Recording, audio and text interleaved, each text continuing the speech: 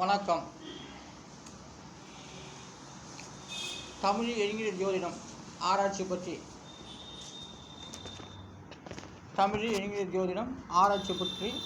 சொல்லிக் கொண்டு வருகின்றேன்.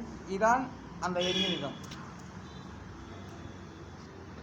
ஜாதக பலன் எப்படி எழுதப்பட்டது என்பது தொடர்பாக நான் உருவாக்கப்பட்ட எண்கிடம் மூலம் ஆராய்ச்சி செய்து இந்த வீடியோக்கள் மூலமாக நான் சொல்லிக் கொண்டு வருகின்றேன். ஒவ்வொரு வார்த்தையுமே ஒவ்வொரு சாண பலன் தான்.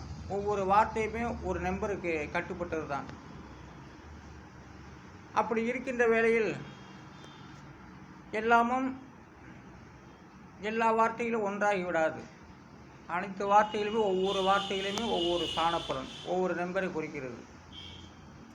அதுதான் இந்த தமிழ் ஜோதிடத்தின் ஆராய்ச்சி.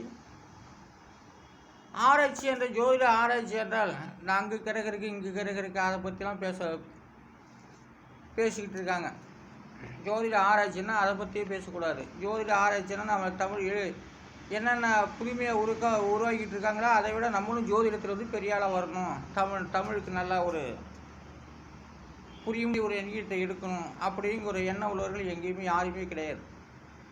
அப்படி எடுத்தாக்கா என்ன தமிழ் மொழி மிக சிறப்படைந்திருக்கும். இப்பயும் சிறப்படைந்து கொண்டு தான் வருகிறது. இசையாலேயோ நாட்டியத்தாலேயோ மற்ற கலாச்சாரத்தாலேயோ எல்லாமே முன்னணியில் தான் இருக்குது.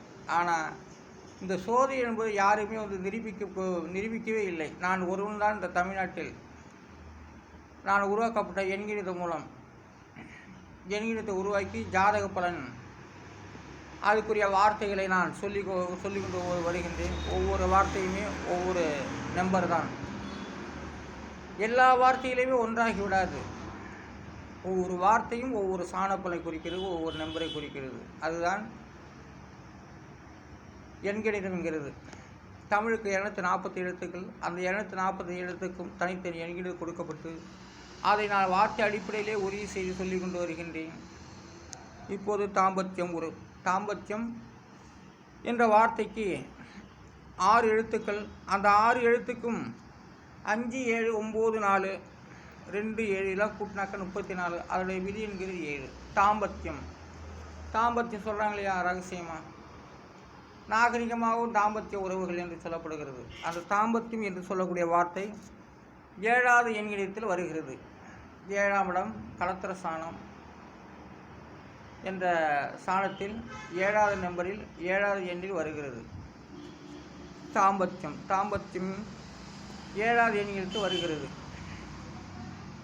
அந்த 7வது எண்ணில் வருவதால் தான் தாம்பத்திய உறவுக்கு 7ஆம் இடத்தை திருமண சாணம் என்று சொல்லப்பட்டுள்ளது, கலத்தர சாணம் என்று சொல்லப்பட்டுள்ளது. அதுதான் இந்த எண்கிணிதம் மூலமாக நான் எடுத்து சொல்லிக் கொண்டு வருகின்றேன். தாம்பத்தியம் 6 எழுத்துக்கள். அந்த 6 எழுத்துக்கு உண்டான எண்கணிதம் 5, 7, 9, 4, 2, 7 கூட்டாங்க 34. அதனுடைய விதி என்கிறது 7. இதுதான் 7ஆம் இடம் என்று சொல்லக்கூடியது. சரி, அடுத்ததாக தொடும் என்ற வார்த்தைக்கு 3 எழுத்துக்கள் 9, 7, 7 கூட்டினாக்க 23. அதனுடைய விதி என்கிறது 5. தொடும் என்பது 5ஆம் இடம். அதாவது 5ஆம் நம்பர் தொட்டால் தான் இப்போ பலிக்க, எதுவுமே இல்லைன்னா பலிக்கவே பலிக்காது. அதான் தொடும். ஒரு நல்ல காரியத்தாக இருந்தாலும் சரி, கெட்ட காரியத்தாக இருந்தாலும் சரி, 5ஆம் நம்பர் தொட்டால் தான் அது நல்ல பலனாகவே தோன்றும். தொடும் 5ஆம் நம்பர். இப்போ வந்து நான் கிரகத்துக்கெல்லாம் நான் எடுத்து சொல்லி கொண்டு இருக்கின்றேன். கிரகத்துக்கு மனிதனாக இருந்தாலும் மாணவர்களுக்கு ஆசிரியர் கற்றுக் கொடுப்பது போல, நல்ல அனுபவ பிள்ளைகளுக்கு வந்து அனுபவத்தை நல்ல அறிவுத்திறமைகளை சொல்லிக் கொடுப்பது போல நான் இந்த எண்கிணிதம் மூலம் ஒவ்வொன்றும் நான் சொல்லிக் கொண்டு வருகின்றேன், எது எப்படி என்று.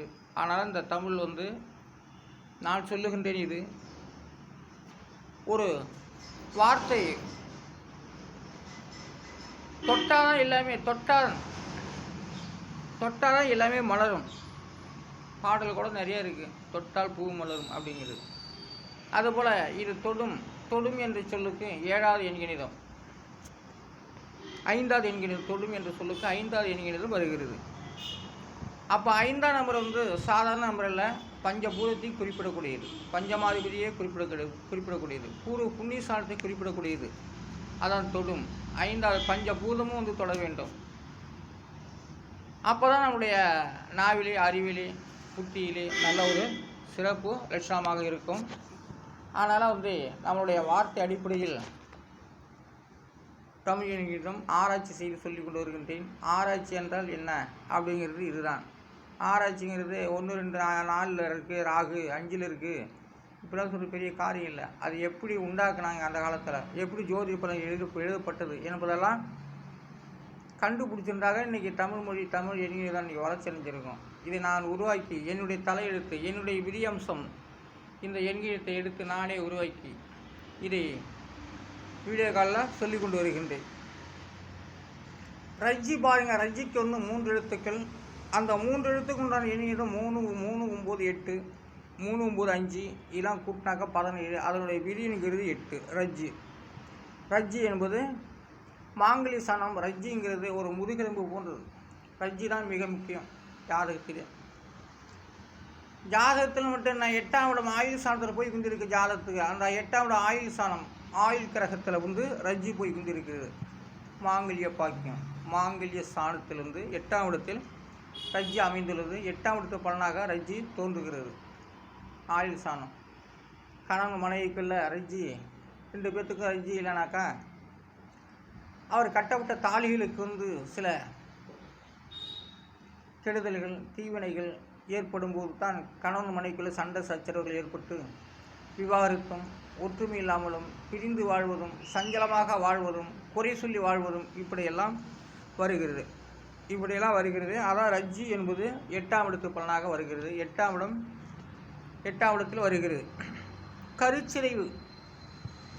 கருச்சிதைவுக்கு வந்து எண்கிணிதம் 1, 5, 9, 4, 2, 7 இதெல்லாம் கூட்டாக 28. அதோடைய விதி என்கிறது 1. கருச்சிதைவு 1, 5, 9. 1, 5 முதல் புத்திர பாக்கியம், 9 2வது புத்திர பாக்கியம், 1 3வது புத்திர பாக்கியம் இப்படி என்று சொல்லப்படுகிறது. அப்போது கருச்சிதைவு வந்து ஜாதகத்துக்கு வந்து கருச்சிதைவுக்கு வந்து 28 கூட்டினாக்கா அதோடைய விதிங்கிறது 1. அப்போது கருச்சிதைவு 1வது பலனாக வருகிறது. அந்த 1ஆம் இடத்தில் வந்து பாவக்கிரகங்கள், கொடிய கிரகங்கள், தோஷமான கிரகங்கள் எந்த பட்சத்தில் பிறந்தார்களோ அந்த பட்சத்துடைய கிரக நிலைவு வந்தாலும் வேலை செய்யும். அந்த பட்சத்துடைய கிரகங்கள் நல்ல இடத்தில் குந்திருந்தால் நல்லது தான். ஆனால் அதே அந்த 1ஆம் இடத்தில் பாவக்கிரகங்கள் இருந்தால் கருச்சிதைவுகள் உண்டாகும். சுபக்கிரகங்கள் இருந்தால் குழந்தைகள் கருச்சிதைவு இல்லாமல் பிறக்கும். இதைத்தான் சொல்லுகின்றேன். அதாவது கருச்சிதைவோடைய எண்கிறம் விதி எண் 1. உன்னதுக்கு வந்து 5 எழுத்துக்கள் 3, 6, 9, 7, 7 கூட்டினாங்க 32. அதை விதி என்கிறது 5. உன்னதத்துக்கு வந்து 5ஆம் இடத்தை குறிக்கிறது. உன்னதம் பார்த்தீங்களா, அற்புதமான ஒரு நம்பரில் வந்து எண்ணில் வந்து குந்திருக்கு. உன்னதம் வந்து 5ஆம் இடத்து பலனாக கொடுக்கப்பட்டு வருகிறது. வார்த்தை அடிப்படையில் ஜாதகம் எழுதப்பட்டது. அந்த உன்னதமான வார்த்தை 5ஆம் இடத்தில் வருகிறது. அதி உன்னதம் அதுக்கும் எண்கிணிதம் வந்து விதியின் 5 தான் காட்டுகிறது. அதுக்குரிய எண்கிணிதம் 1, 8, 3, 6, 9, 7, 7 இதெல்லாம் கூட்டினா 41. அதனுடைய விதி என்கிறது 5. அதி உன்னதம், உன்னதத்துக்கும் 5, அதி உன்னதத்துக்கும் 5. பாருங்கள், மேல் யோகமான ஜாதி 5ஆம் இடம் உன்னதம். அதி உன்னதம் 5ஆம் இடத்தை குறிக்கிறது. புத்திர சாதம், பஞ்சமாதிபதி இதெல்லாம் உன்னதமாக வருது, அதி உன்னதமாகவும் வருகிறது. அப்போ 5ஆம் இடத்து பலனாக வருகிறது. கைக்குட்டைக்கு வந்து 5, 7, 3, 2, 9 இதெல்லாம் கூட்டாங்க 26. அதோடைய விதி என்கிறது 8. கைக்குட்டையோடைய விதி எண் 8.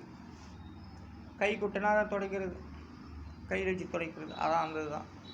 ஆனால் வார்த்தை அடிப்படையில் நான் சொல்லப்பட்டு வருகிறது. ஜாதகப்படி எப்படி எழுதப்பட்டது என்பது தொடர்பாக நான் சென்ற வருடம் 2023 நவம்பர் 31ஆம் தேதியிலிருந்து இதை நான் சொல்லி கொண்டு வருகின்றேன். இது ஆய்வு, இப்படி தான் சோதிட ஆய்வு என்பதை நான் உறுதி செய்து சொல்லி கொண்டு வருகின்றேன். ஜாதகப்படி எப்படி எழுதப்பட்டது என்பதை தொடர்பாக நான் இந்த எண்கிணித மூலமாக சொல்லிக் கொண்டு வருகின்றேன். நான் அறியியல மாட்டம் திருஞான சம்பந்த ஜோதிடர் எண்கிணித வள்ளுவ பொன்னார். நன்றி, வணக்கம்.